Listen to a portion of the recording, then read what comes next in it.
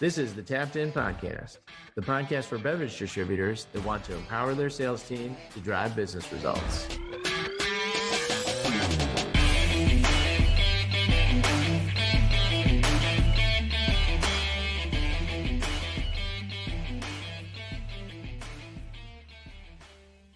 Listen up and welcome back to another episode of the Tapped In Sales Podcast, your podcast for beer distributors by beer distributors. I'm your hostess with the mostest, Bud, here with Moneyball Ross and Data Mike. Mike, you're back from the wilderness. Back from the wilderness, yeah, at the home office for a couple days. Soaking in the air conditioning and the great American heat wave that's going on right now. I don't know if we should record this and post it, but we'll publish it anyways. Did the rental car company notice the buff work that you did as the trailer has hopped off Mike's hitch? So anybody who's listened, Mike went around the country, tour of the West, of the Northwest part of the country. Out on I-94, back on 80? I-80, yeah. I-80, yeah. And all the way out to did you go all the way out? You didn't go past the Rockies though, right? You went out to the we just went to the other side of the Teton. So yeah, we made it to Idaho. Gotta love it. And all the way back in a car. You almost drove to me in Oregon. I know. I looked at the map and I was like, shit, we could just extend this trip by one more week. We didn't have to have that truck back. We could have had one more week. We could have just seen a whole lot more stuff. Popped in to see hi to Ross. Made it up to Washington. That would have been great. So coming out of Gary, Indiana? Yeah. Early in the trip. Made it from Michigan to Hammond, Indiana. This is like our first pit stop then, right? First gas up and pulled out of the gas station and heard a horrific sound, which happened to be the camper fell off the truck. Hitch came right out of the truck, hitch and all, and hit the ground. When I heard the sound, I then slammed on the brakes, and the camper still had momentum, which then slammed it into the back of the rental truck. And it's not like a U-Haul, it was a brand new 2026 Silverado. So we had some damage, but I had to get a little creative, which when we got home, I was able to get all the scratches out with some rubbing compound in my Dremel tool, but I couldn't take care of the gigantic dent that was there. And after buffing it all out, it really made it shiny and even more noticeable. So I got a car wash to blend it all in. And then I just took it south and drove it on some dirt roads for about 15 or 20 miles and get it all dusty, turned it in. They said it looked great, signed off, free and clear. Shut up. Yep. How did you mess up the hitch?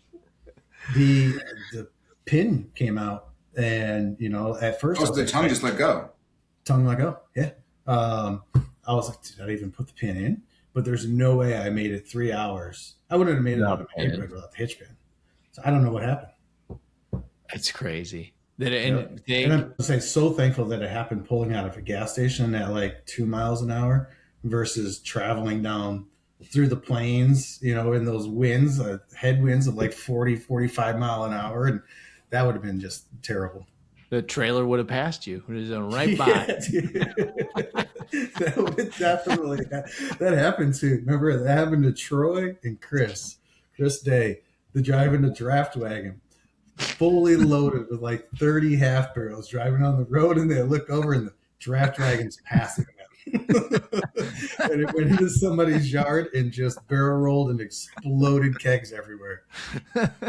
How good. You were working in the warehouse when that happened, weren't you? I don't even think I wasn't even working for Atlas yet. This was an old story, that they told me. But yeah, no chains, no safety chains, no nothing. They just threw it on the hitch to get it to the event and never locked the tongue, and it came off and why would you do anything other than just put it on the hitch, right? Yeah, and just hurry. Yep.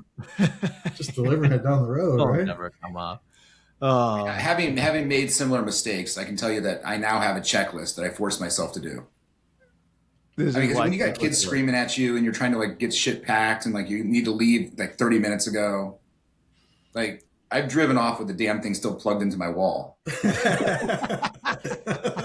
That's a great fear of mine. I think about that all the time. One of my checklists, I have to walk around the whole thing. Yep. Because I've almost driven off with the chalk still in. under the tires too. Well, you wouldn't have gotten far if they were doing their job. Or you forgot to like recline or take the stairs up. I love it. Yeah, I started now at every single fill-up, which was a lot of fill-ups there and back. I do a walk around every single time. I look at everything, checked all the pins, checked everything, every single step. The second you don't is the second you had this shit happen to you. Yeah, exactly. So good. So good. Well, I'm glad you guys were safe and you had fun and you're back and we're back in the saddle, back in the office. We didn't have time to relocate to the studio today, but you're still back in the office. Yeah, the studio's kind of a mess right now. We're only home for a couple of days before relocating again, so there's just crap everywhere. Haven't had time to clean that up, so in the office. So good. That's awesome.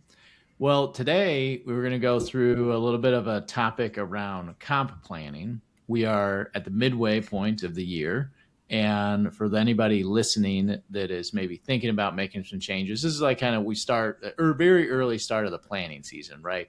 Budgets are going to come around the corner before you know it. We're at Kegnog, which is halfway to Christmas, and we're trying to figure out, it's where you go out, you find your, discounted Kegnog.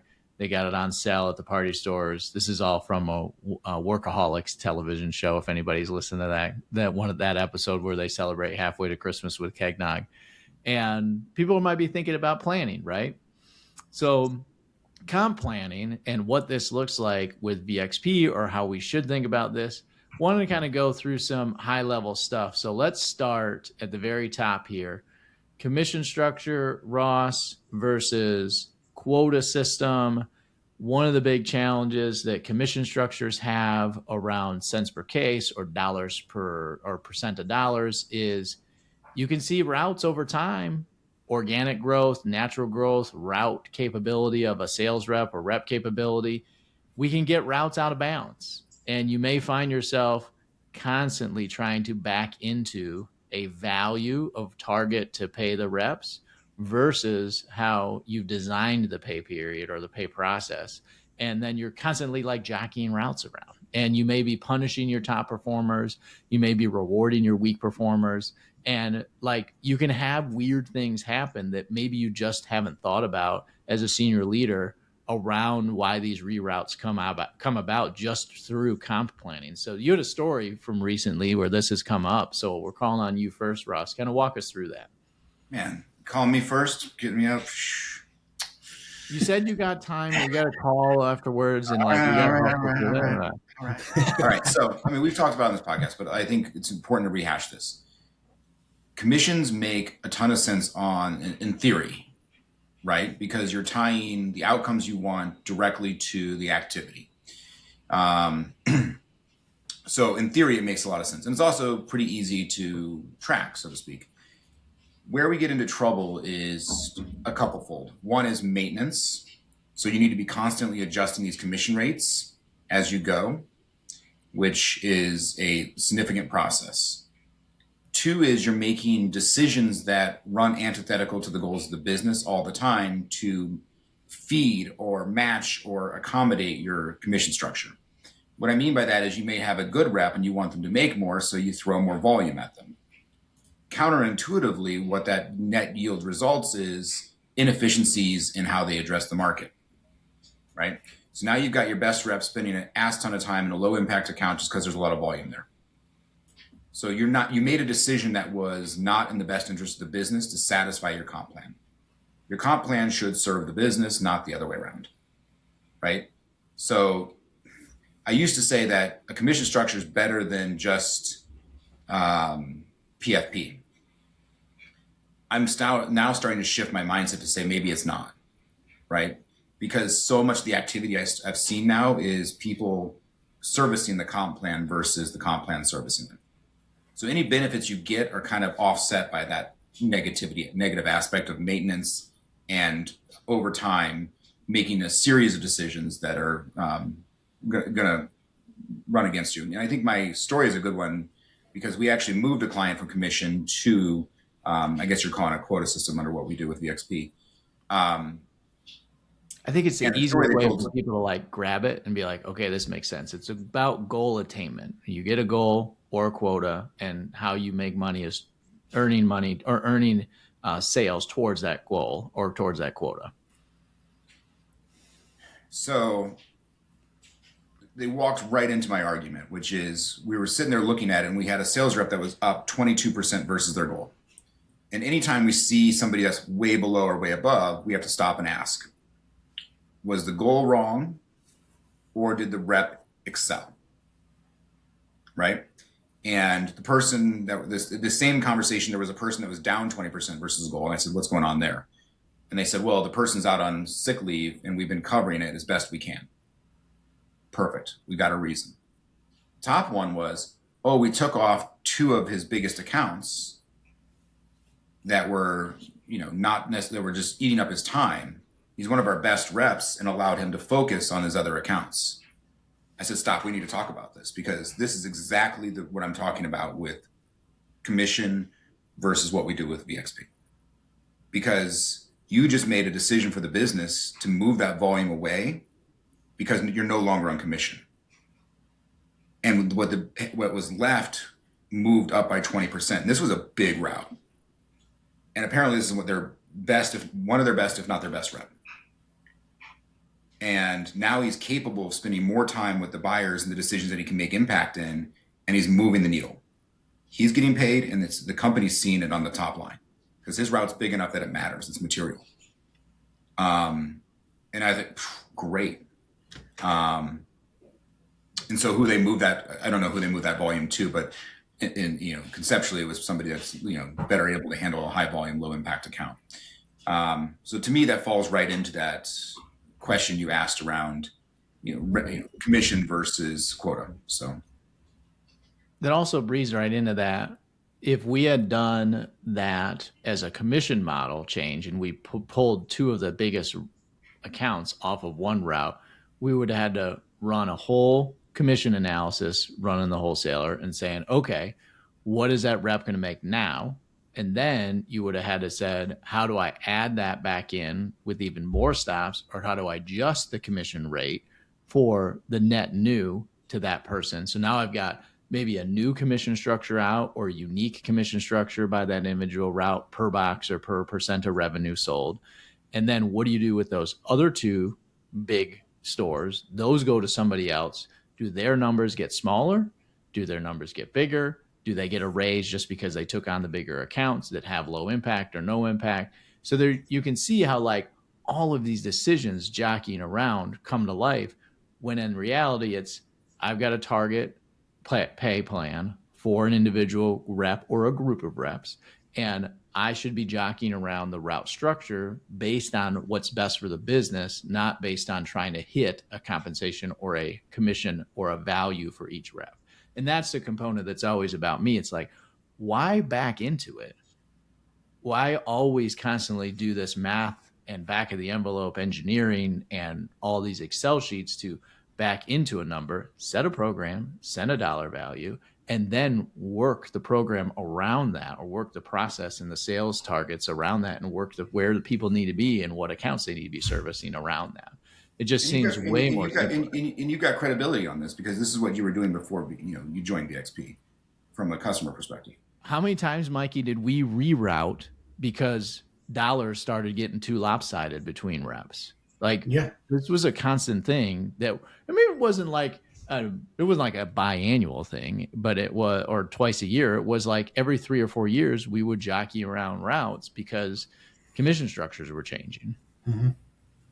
And we had top performing reps doing this and bottom performing reps doing that. And then we were just moving people around. Yeah. And then you start to hear from reps. I hear from reps a lot too, where it's like, hey, well, my route, I sell X amount of cases. Why do I make the same as Johnny, who sells half as much as I do? Yep. Right. Because then it's in their head of like, well, I'm bringing all this money into the company by selling X amount of cases, when in reality, most of those large accounts are just button pushing, not a whole lot of merchandising, not a whole lot of hand selling, not a whole lot of talking, right? And storytelling, where it's just like, yeah, but on the back end, how much work did you really do to sell those extra cases? Or did you just get handed a large account? And if we go back to our conversation with Wes Verno, which I continue to refer back to him, is if we're trying to maximize our territory and the outcomes in our territory, we're thinking about accounts not from a volumetric perspective, but from an impact perspective. So there's an X and a Y axis here. And I would argue that our biggest accounts aren't necessarily our most important. Now, that may sound ridiculous, but it's true, because success is made at the margin, right? And where we can impact that incrementality is where we're going to win. And that's from a GP perspective, that's a product mix perspective, that's all the things that we've talked about, that's NA, that's incremental display action, it's all the things we've talked about, right? And if you're making a comp plan that doesn't include that Y axis, and you're just playing on a flat piece of paper here and making decisions based just on volume, then you're missing. It's like looking at the world in one dimension versus two, right? I mean, you're just not looking at the world right. And furthermore, is on-premise less valuable than off-premise? It's less volume. Is the fact that you have a territory that has more drive time make it less valuable? Not necessarily. But if somebody spends more time in their car, they obviously have less volume potentially you can attach to them. But does that make them a shitty rep? I would argue it doesn't. No, it doesn't one bit. The other piece, when Mike, you're constantly you're shuffling the deck like that too. What's the incentive to grow your route?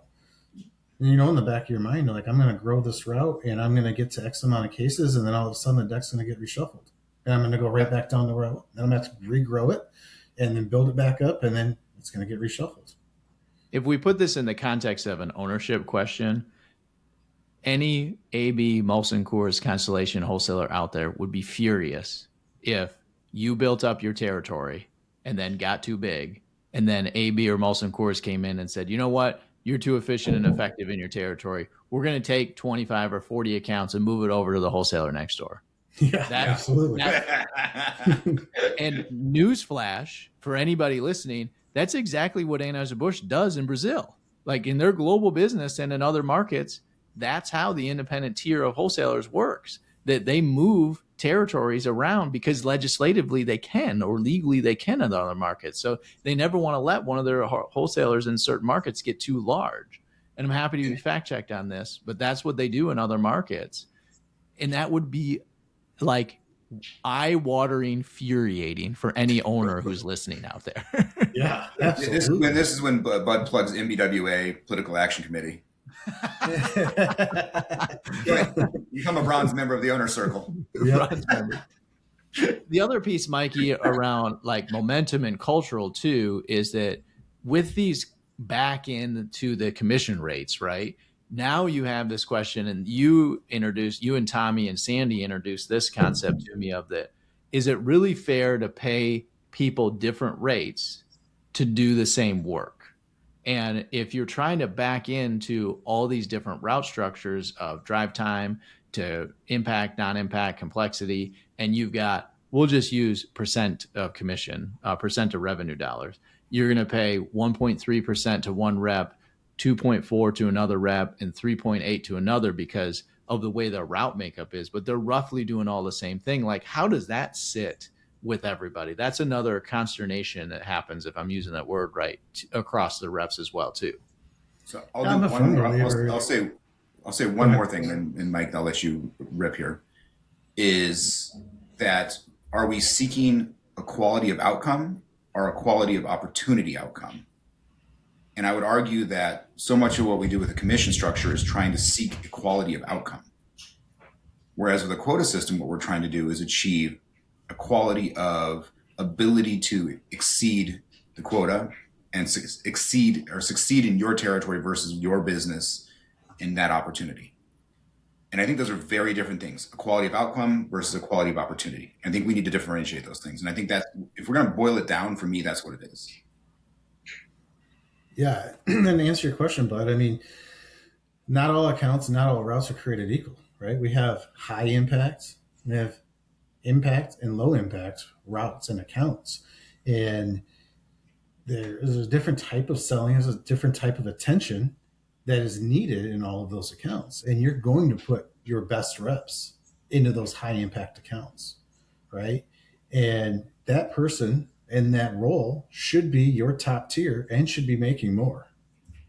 And the lower tier should be thriving and driving to get up to that top tier, because that's where you want them to ultimately land, kind of like a stair step. Hey, I'm going to start off as a merchandiser, then I'm going to become a sales rep, right? Then I'm going to become a team leader. Then I'm going to become a sales manager.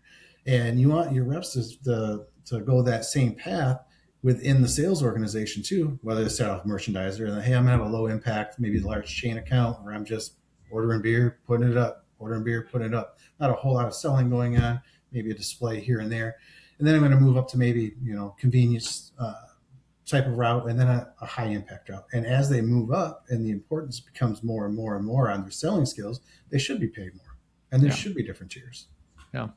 But Mike, you say like it's so damn obvious, but would Wes Verno like have as much business as he does if it were if we saw it in every? I mean, think about all the people we engage in as customers. Well, my thing, Ross and Mike, and I'm going to give this as a jump ball, is do we want to start to think about how we want to pay people equal opportunity, equal outcome, Ross, in that mindset? So this is where you and I kind of argue with each other from time to time over, do we have the same variable pay dollars available to everybody? Or are we open to having different variable pay dollars to people as well? And this gets back into, how do I start to manage disparity of capabilities, disparity of route, disparity of seniority in a let's just say a traditional wholesaler is like 25 or 30 routes, right? Everybody ranging from the seasoned veteran who's been there for 20 or 30 years down to the newbie, the FNG who's just came off a training and is a brand new guest, got his iPad and just knows how to take a survey and take a photo, right? Hasn't even figured out how to do inventory perfectly yet. The range of pay that we should have between those reps is reasonable. Like, we should have different pay, but how do we capture that? Do we capture that through the commission structure or a quota system in the variable, or do we capture it through some kind of base programming where it's hidden behind the paywall, where just you as the employer and the employee know the differences that are taken? And one big question for anybody who's listening that always presents an argument between Ross and I in front of clients, is one we like to play with each other, is, does the disparity land and accounted for in the variable side or in the base side, the fixed side? Ross, you fire first with your perspective on this. Okay. It's fun. It's great. Now that we've thoroughly dismantled commission structure in general, let's go here. This is okay, now that you've made the decision to go to quota, how do you structure it? As time has gone along, and I've done more and more and more implementations, and our client base has become more diverse in what they were doing before to what they are doing now, I'm starting to get more passionate about my original position. My original position is that we should not be handling disparate pay with the I'm going to say commission. It's not the word I want to use. The variable dollars. Yeah, the variable component, the VXP, whether you're paying on GP volume, whatever. I don't think it should be handled there, because it goes back to my core principle, which is equality of opportunity. And if I have somebody that's in a bucket of $2,000 per month and somebody that's in a bucket of $1,000, then it's not equality of opportunity, right? Because if I beat my goal by 10% and we're paying on an even slope, for one person it's 200 incremental dollars and somebody else it's 100. So if you want to treat those as different classes of employees because of the type of accounts they go to, great. Okay. Then I would argue that ideally it's done on the base. But if we are going to break it apart, then sure. I mean, I think that if we do it based on grouping of employee, that's better. It's kind of the hybrid that's kind of halfway between. But what I don't like is in danger of actually upsetting our current client base is I don't like it being arbitrary because of what the pay was before. Almost everybody follows your advice on this, so you're not going to frustrate anybody. Almost everybody listens to your feedback, and you win this argument more often than not. Well, and more often, I mean like 99 out of 100 times.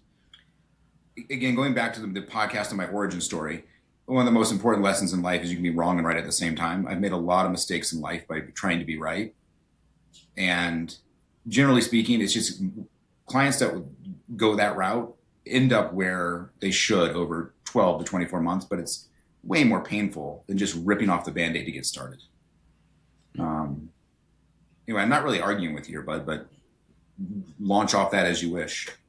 Well, my argument on our side, Ross, has been that I wanted to take a hard look and was annoyed when we made the transition to VXP and a quota system. I was annoyed with all the reroutings we had been doing and that we had already structured route disparities and we were going to keep it that way. And I chose to be a little more of a hard ass around, hey, we're just going to do a 75-25 split off your historical earnings. 75 is going to go to base, 25 is going to be variable. And guess what? Each rep is going to have a different available opportunity to them based on the size of the route, based on the longevity of the organization and skill sets. And that probably worked for us because we only had a handful of routes. It's not as good. And I have moved to your direction, Ross, over my time of working with you and doing this more and more with clients, that we should be handling this disparity through the base and through the fixed side, not through the variable components, especially the larger you get and the more spread out your territory gets and the less you as a senior leader can control the narrative and can coach around the narrative of route disparities and challenges with that. If you're even 30 routes, like that's a big enough team where you can't control the narrative. Once you get past 10, I think you lose the control of the narrative overnight. And you should be seriously considering Ross's perspective on this, that equal opportunity, not equal outcomes. And I think I've softened and moved more your direction, which is I think the best deployment of VXP in a very large organization is exactly what Mike said, which is think about who your best reps are and where you want them, right? And create different groupings of customers. Maybe it's on-premise as a group. Maybe it's, high impact off-premise, however you stratify it, but along the lines of impact and where you want your best reps, and clearly define those buckets and have a clear path of junior merchandiser, junior rep, senior rep, and have it clear and defined and connected to that. Actually, I think that might be the best outcome. And then I know that's walking back from a purist perspective of like everybody's dollar should be the same, everybody's opportunity should be the same. Sure. If you're in a territory, everybody's a hybrid, fine. But I think if you're in a very large organization, you have the opportunity, especially in more dense urban areas, you have the ability to stratify your accounts exactly like we've talked about on this pod. And then that lends itself to doing exactly what you said, bud. But making it arbitrary because that's what we've always done and we did a shitty job routing before and we should just keep it, that's a tough one. Yeah, I agree with you, Ross. And I think that like seniority pay, yeah, one rep's been here for 25 years, one rep's been here for 5, right? There's a disparity in pay just because of how long you've been there. That belongs in the base. But your at-risk dollars, equal opportunity earning, I do love the fact when everybody has the same opportunity there and breaking it out by buckets, just like you said. Strategy within the accounts, your high impact and your low impact. But 100% agree with you. I'm going to give a shout out to one of our clients, Joe. One of the things that he did really well, and I know he's a listener to the pod as well too, is that he worked through this whole idea of bands. And I'm going to put this in everybody's mind to start to consider on themselves. So he worked through this concept of bands to manage the base pay based on seniority, time with the company, but also skill sets as well. And what I love about the philosophy that he took and how he designed this is that we talk about this culturally as leaders, like people want to see what their future holds with you as an organization.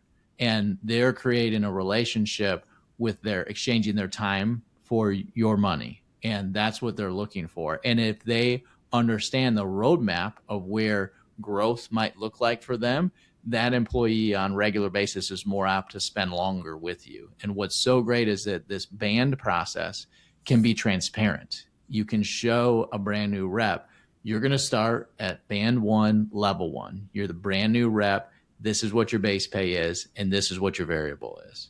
And that's just who you are as a role. And as you go in time and in skills, you can move across the bands. And I can move you from a young rep who is a band 1 and a skill set 1 to, hey, you're still young, but you've been proving yourself. I can move you to band 2 from skill set and band 3 from skill set, even though you're young with the team. So you can kind of show transparently how an employee's income, how an employee's skill sets can grow over time. And it's really cool to see people interact with that. I think if anybody as a leader listened to this, kind of put that down and started putting their head together the way that Joe did, would find that this is nice for me to organize. It's nice for me to be transparent about it. And I can get the outcomes I'm looking for and be fair of equal of outcomes, equal of opportunities, all in one foul swoop as well. So I love that he did that. If anybody wants to see that, email us, info@VXP Tech. I'll make sure to connect you with Joe, and then you two can chat and share more about that. I'm sure he'd love to participate in any kind of conversation anybody wants to take on that front. What else? I don't want to discount how hard it is to change compensation. And I think that's why you kicked us off with is kind of planning for next year already. Yeah. And I think that it's not lost on me how difficult it is. But I would say that you're better off just ripping it all off at once versus taking it in pieces. So if you're connecting with what we're saying around, figuring out impact accounts and moving your reps into alignment with maximum impact, and also thinking about it from what we're saying from you resonates from a commission perspective, or if you're thinking about commission from PFP, thinking that I got to move to something that's going to connect my outcomes to dollars. It's best to kind of do all this kind of stuff at once and just kind of rip it off. Taking it in pieces is to me is a recipe for heartache and continued recommunication to the sales team. Well, it's death by 1,000 cuts, right, Mikey? Nobody likes change. No. Get it all done. Move on. Get it all done. Move on. You can go back and listen to Charlie Brown's episode. They had a great conversation with him. Whatever episode that was around, he did a reroute and a compensation change and launched VXP all at the same time. And he's like, would have never done it any other way, knowing what I know now, because nobody likes change. He did it all at once and moved on. And everybody got to digest the change all at one time. They all got to think about it. They all got to process it instead of what you're talking about, Ross, death by 1,000 cuts. Like, how many times, Mikey, do you want to go home and tell your kids that this is going to change today, and then that's going to change tomorrow, and then that's going to change the next day, and how happy they're going to be with you over a week's time? And just the trust factor for the company too, not knowing what's coming up around the corner. If things are constantly changing, death by 1,000 cuts instead of just one big, hey, we're making some operational changes. Here they all are. This is the direction we're going into. It's a much easier pill to swallow than the unexpected of this company's always changing things. I don't know what's going to happen next month. Mikey, on your end, when you see these changes play out with reps, what are the biggest concerns that you hear from reps around compensation planning? So I want to get out a couple of things that reps have challenges or concerns about. So leaders might have a couple of edges around what to speak to if they're going to start to make these changes ahead of time. Unexpected, right? We talk about all the time, the why. Well, you're just changing my comp plan. Why? Because I was making too much money. I was doing too good. Cutbacks, right? I mean, that's what's going through the rep's mind. They're in their mind. That's always the company's out to get them, right, and save a penny. So any kind of comp structure change, explaining the why, like we always do too. Hey, your compensation's changing. We want you to make more money. That's why we're changing it, right? We're aligning you with the company values. Company value is grow gross profit, right? Grow volume, earn money. So open communication, explaining the why, listening to the feedback of the reps too is the biggest one, because then you hear where their concerns are and you can speak to them individually. what I would do for anybody listening out here who wants to try to start the process or learn from some people who might have concerns, you've got trusted reps and trusted people on your team that know what people are going to be thinking. Top 2 or 3, they're worried about paying their bills. How's the money going to come in at the end of the day? What cadence, what process is it going to be bi-weekly, or is it going to be monthly? Are we moving anything from weekly pay to monthly pay? The cash flow of how I'm going to pay my bills. That's what they're probably the number one thing they're worried about. Number 2, do I have an opportunity to earn more? Or is this some kind of bait and switch game in which you're going to save money on me over time and somehow lower the labor costs over time? And those are probably number 1 and number 2. Ross, do you got any other ones to add? No, I think you guys covered it. Okay. Yeah. Being in front of so many different sales teams, at the time of comp plan structure changes, which is what we specialize in, right? And hearing the feedback, reading the body language in the room when there is a well-designed rollout plan versus a verbal, this is what we're doing, is night and day. And I've seen clients have all the way down from a payroll calendar, right? Because if you're used to getting paid bi-weekly and there's a few months that roll in an extra pay period, right? How does that work? If I have a monthly, VXP paycheck now that comes out month, how does that all work? Having that payroll calendar, having all the what ifs covered, and exactly like you said, hey, the potential is here for you to make more, and this is how. And we want you to make more because that's what we're trying to design this comp plan to do. It's quantifiable, it's repeatable, it's pure from an analytical perspective, and it's fair in terms of its application. I think that's the other call out here. You need to make sure you establish credibility going forward, that the methodology you're using is fair, credible, repeatable, based in quantitative measures, but also fair. And I think that's a tough line to walk. But if you walk it well, it just amplifies your success. Assuming you've set your compensation up properly, it amplifies your success. Mm-hmm. So, that's what I've seen is customers that do that well and walk that line and communicate it well, amplify their outcome. Yeah. Last thing I want to touch on here too, boys, is what top things do you have, and maybe Ross can start here this time. What top things do you have, Ross, that people do well with the rollout and what the rollout looks like from a change in compensation with the team? Is this some examples around do I do a big group meeting? Do I talk about it with everybody at once? Do I do small mini meetings with teams? Do I do individual meetings one-on-one? All of the kind of the process and structure of actually rolling the change out to folks. I think we accidentally walked into your next bullet point for this podcast, but for sure. I feel like I'm talking our book too much today, but I feel like if you look at what we do, it's through trial and error, and having done this as much as we have, that if you look at the spectrum of what we do in terms of implementation, it's learned over time in mistakes and iterations and process improvement. But we can give the playbook, which is pretty simple, which is everything I just said about repeatability, credibility, quantitative, fair, repeatable, combined with all the training material and cadence around that comes with what, Mike, you do. It comes with on-site and how we manage on-sites and how that's evolved over time. And I think you guys can speak to that. Because it doesn't have to be us on-site. A company can make a transition and, fairly well repeat what you do.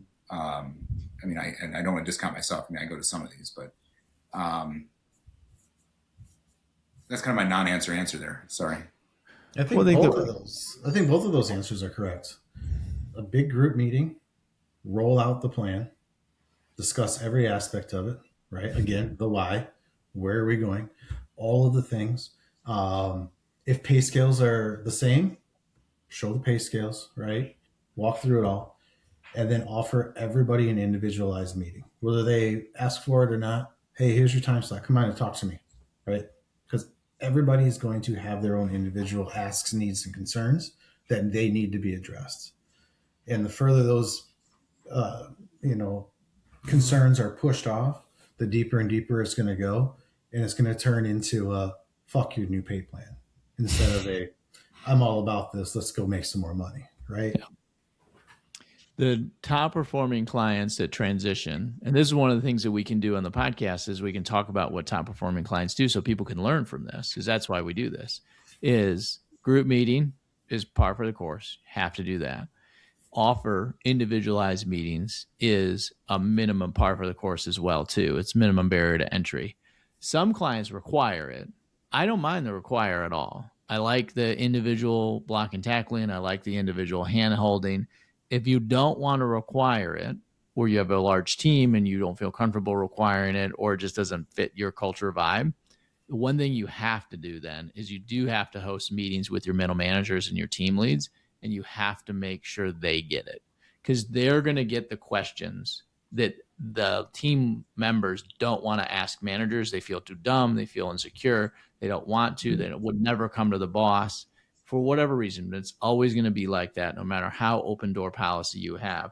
So having that middle management tier be trained to a T on what's changing, why it's changing, how it's changing, how the policies and practices are going to work, how the money is going to be doled out from a procedural payroll process, all of them being ironed out on that. That is par for the course as well too. So if you get those three things right, then from a communication style and tactic, then you're going to be just fine. And when in doubt, over communicate. When in doubt, show more. When in doubt, make more content, talk about it more, produce that one-page sheet, do whatever it is that you think that might work, because no matter how dumb or smart or lame or brilliant it is, it's going to help. If you have an instinct to think that it will, just do it. You got nothing to lose at the end of the day. I think that kind of rounds out the discussion for today. Anything else you guys want to kind of talk about on this topic? I want to bring it back to, we've talked about commission before on this podcast, maybe a year ago. And I'm glad you brought this back, Bud. A lot of times I feel like we circle the same subjects, but I'm glad you brought it back, because I feel like I'm better able to articulate today my concerns around commission. And I think over time, my feelings about the commission model have shifted drastically. And I said it earlier today. I used to think that people that were running commission models, whether it be on revenue or profitability, were much more aligned to what we've built over time with VXP. I'm starting to feel like that's maybe not the right thing to say or feel. And it's, as I've seen implementation, how much more difficult it is to undo all the negative things that we do to create the quality of outcome because of the commission structure. And I'm starting to see that aligning our reps from an impact perspective is getting more and more important, not less. Mm-hmm. And commission completely runs against that important aspect of what needs to be happening in our industry and for our distributors today in the environment we're in today. So I'm now much more of the camp, I'm starting to feel much more of the camp that you're better off staying in PFP than you are going to a commission structure, because of so much of the negative impacts or baggage that comes with it. Whereas I thought, I was a purist that says you need to align the outcomes of your company with the compensation. Commission. But that's ignoring all the consequences and externalities and what happens over time, and then how hard it is to claw it back to a rational system that is directly connected with the quality of opportunity. It actually damages your ability to shift that back the correct direction. And I say correct because we're biased. But again, I think things have changed too from a perspective of, but I think you and George have gotten way better at articulating to people that are on commission today why quota makes more sense. So I think a larger percentage of our customers that are coming in now are coming from commission. So I'm seeing it more, and I'm seeing much more of what it does to an organization over time. And even if you do some things like we messed around with our commission structure at Atlas around impact, low impact accounts and high impact accounts, that might have pissed everybody off the most, Mikey, out of all the changes I made. Because I was like, because I had come to the attitude is like, these chain accounts aren't that big impact. They're big, but they're not that big impact. We're just going to pay people 10 cents a case to deliver everything there and manage the relationship, not the traditional commission structure. And you would have thought that I like farted in everybody's Coke can and gave it to them at loan. Like, that was not a good move. But you know what, Mikey?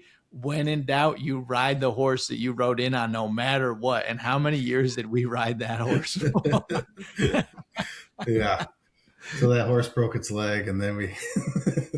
For anybody who's seen my profile before, I got a big flat forehead for a reason. So I used to beat my head against the wall a couple times from time to time. But this is why I love doing the podcast the way we do, is because we get to hear things that we've done wrong, things we've done well, clients, on all those different things. And we get to come talk about it openly here. So hopefully somebody out there listening can learn from it and can actually not have the same kind of forehead, or maybe Ross doesn't have the least amount of hair like you do. So I think too, is like, we've done this hundreds of times now. So nobody's failed more than we have. Yeah. And I say fail is maybe a strong word, but have challenges and run into issues more than we have. And, you know, we might be just three dumb idiots on the internet talking into a microphone, but in this one respect, there's very few people that have as much experience with this kind of change management that we do. And we've seen it all. We really have. So when we say that, you know, again, and my opinions have evolved over time, like, and I'm willing to change as I go here, and with commission, I have changed my position. Yeah, I have too. Well, if you continue to like what we're doing, listen, subscribe, share with a friend, you got questions, you want to hear from us more in detail about these topics, send us a question, ship it to us at info@vxptech.com. That's info@vxptech.com. I'm your hostess with the Moses Bud, here with Moneyball Ross and Data Mike. You boys rock. Everybody out there in listener land, cheers.